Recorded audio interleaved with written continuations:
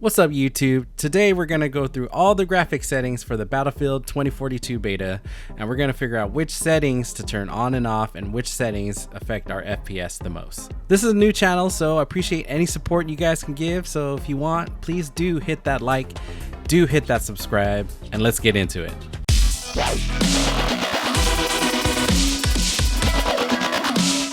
So let's go through these settings and see what we find out. Starting with chromatic aberration, which is basically what happens when a light hits the camera and distorts the color. Doesn't seem we get any FPS drop with that. We'll next go to film grain. Same thing, not noticing any FPS drop. Vignette is basically the next setting, which causes a dark border around the image. No drop there. And the last setting is the lens distortion, which basically probably will distort the lens when you zoom in, so this might not affect it as much. These top four settings usually don't impact gameplay that much, and they're just visual effects, so I normally turn them off. Now moving on into the graphic presets. Starting off with texture quality.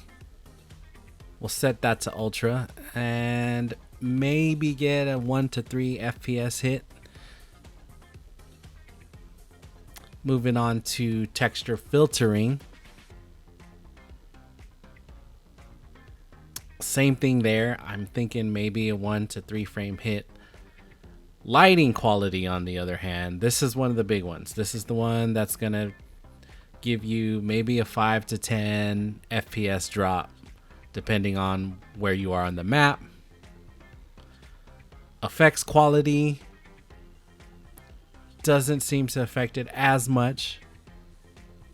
Post-processing is the next setting, and this is basically whatever's added on top of the original.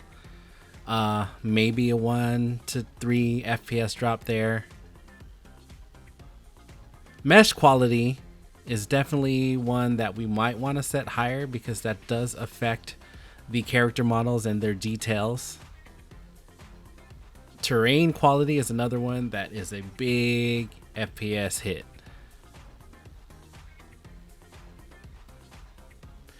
Undergrowth, this is basically gonna give you a more detailed natural environments, but it's also a big FPS hit. Anti-aliasing post-processing will help with the jagged edges on your character models, so it's really a personal preference. You do take a small FPS hit if you set it to high. Ambient occlusion basically increases shadow details, so things look a little more realistic. Unfortunately, this is also one of the big FPS hitters, so might be better to set this one lower. Under the advanced display settings, most of these settings don't really affect FPS, but can introduce input lag. Not a fan of dynamic resolution scale. I typically turn on NVIDIA Reflex, even though I really haven't seen a difference. Future frame rendering, turn that off because it could introduce input lag. Vertical sync off unless you're having screen tearing, and high fidelity objects is supposed to help with character model definition when there's a lot going on the screen. So setting this to a higher setting may cause your FPS to drop during intense scenarios, but we'll have to kind of test that a little bit more.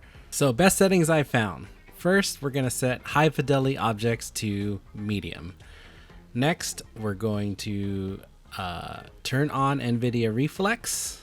Ambient occlusion off, anti-aliasing set to low, undergrowth set to low, terrain set to low, mesh quality set to medium, post-processing set to high, effects quality set to high, lighting quality set to low, texture filtering set to low, texture quality set to low, and then the last setting is I turn high dynamic range on. With those settings, I get still decent frames, and everything looks pretty good. So here are my settings again.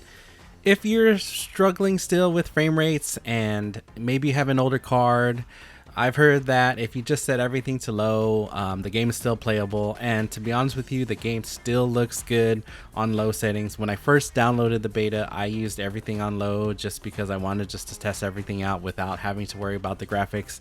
But then I went through and tested everything, and this is what I found. If you found this content useful, please do support the channel. This is a brand new channel. Appreciate any support you can give, so hit that like, hit that subscribe, and I'll see you guys in the next video.